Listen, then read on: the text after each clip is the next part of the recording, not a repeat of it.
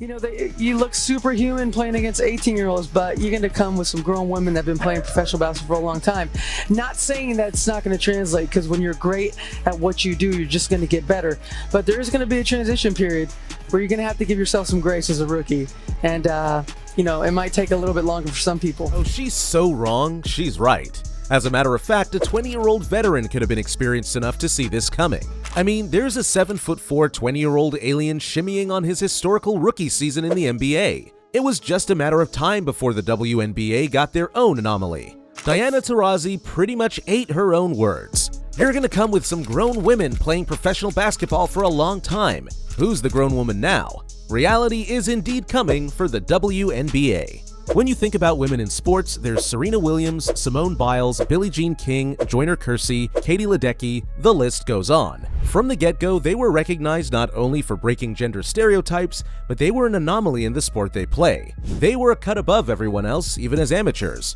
They were already miles ahead of their opponents on their first time they step into professional height. To put that into perspective, here are some highlights of Caitlin Clark's first game in the WNBA stage. It wasn't the greatest. She scored 20. Those turnover numbers are horrendous, but let's roll some clips back. You can see flashes. Limited chemistry from her time might have caused this, maybe jitters, maybe the pressure of the hype surrounding her. But that first season opener versus the Indiana Fever and Connecticut Sun generated 2.13 million viewers, the most watched WNBA game since 2001, and the highest ever in cable television. The expectations were humongous, but the anomaly proved to be just that on her first season in basketball's biggest stage. After her Olympic break, Caitlin Clark opened the second half of the season with something to prove. Whether you'd like to believe that she's proving something to the worthies of the Team USA, who almost lost to France in the gold medal game, Caitlin came out with maturity, playing the best basketball of her life. The numbers speak for themselves.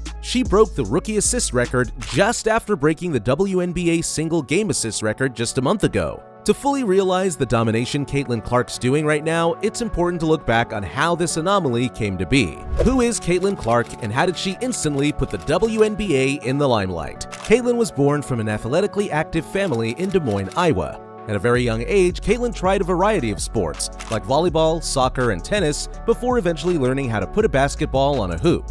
When she was 5 years old, she could dribble the ball comfortably. Almost immediately, she exhibited great basketball IQ by being a standout on the court, where she usually played with boys because there's no girls' league for her age. When she played and took basketball seriously at Dowling Catholic High School in her hometown, Caitlin was an instant icon. I mean, her stature and charisma on court made everyone turn their heads at her. Everyone was looking, and she proved, especially to herself, basketball was the right sport to choose. The 60-point game, a gold medal at FIBA U19, Caitlin capped off her high school career by leading the state as one of its leading scorers. She was indeed ready for college hoops. Having chosen to stay close to home and wear the University of Iowa's gear, Caitlin took 2020 to 2021 season by storm, averaging 26 and 27 on her freshman year and leading the United States of America to another gold medal at the U19 FIBA World Cup, and capped off by being the tournament's most valuable player. It was no question that she was already too good for college basketball. Slowly and almost certainly, many noticed her long-range shooting ability,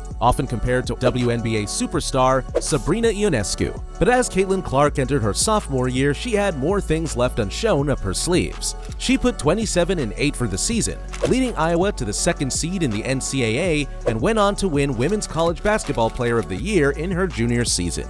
Because of this, her senior year was padded as she became the talk of the town. She became a phenomenon of basketball, and her games were instant sellouts. Her three-point shooting highlights were all over social media. To say the rise of Clark's basketball stardom was swift would be an understatement. Maybe it's the threes or becoming the leading scorer in college basketball history. Maybe it was bringing Iowa to the national championships or getting praises from numerous basketball personalities. Maybe it's the charisma or her competitiveness on the court. But whatever it is, Caitlin Clark during that time was a phenomenon. Everyone noticed. It was the reality. It was the Caitlin Clark effect. First pick in the 2024 WNBA draft, the Indiana Fever select Caitlin Clark.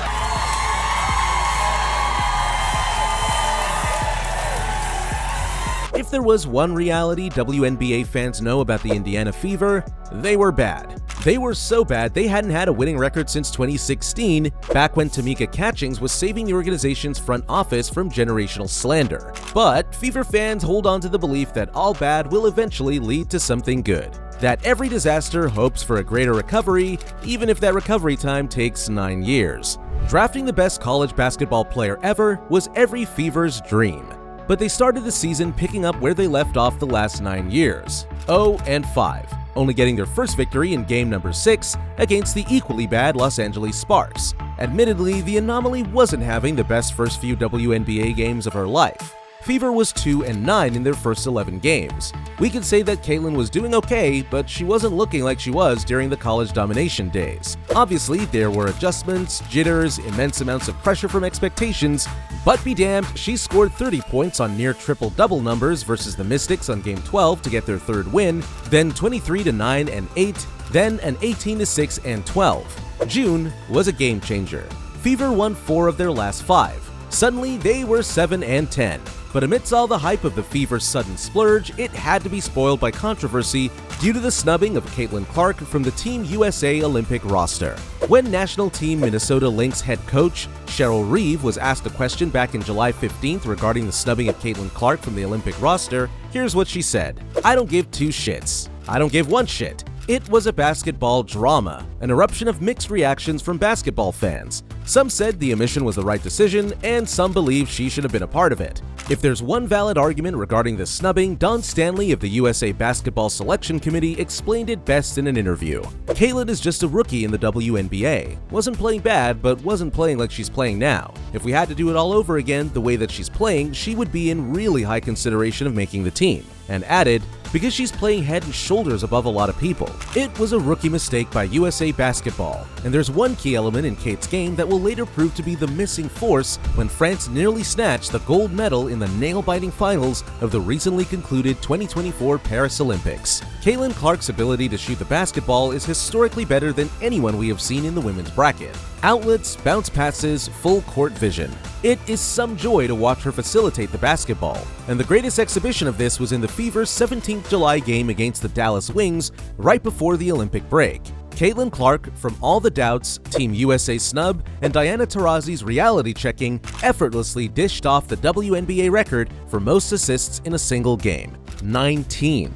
Through 26 games, not even a full season, she broke an all-time WNBA record. If that doesn't impress you, Caitlin is the fastest player to ever tally 400 points and 200 assists, and she only needed 26 games for it. She's also a game away from tying the rookie record for most 10-plus assists in the first season. If she continues this trajectory with her assists average this season, she would finish with at least 330 assists, a record so staggering, Ticha Penicheiro's previous record would be 100 assists behind. And to put more icing on the cake, here are all the records Caitlin Clark has broken in her rookie season. Fastest player to reach 400 points and 200 assists, only needed 26 games. Most assists in a single game at 19. League leader in assists, 232 assists, most by a WNBA rookie. Most double-doubles by any rookie with assist. First WNBA rookie to record a triple-double. The Caitlin Clark effect is what presumes to be women's basketball's reality for the next 20 years. Players are getting better, and the league hasn't been watched like this since it was founded in 1996. So thank you, Diana Taurasi,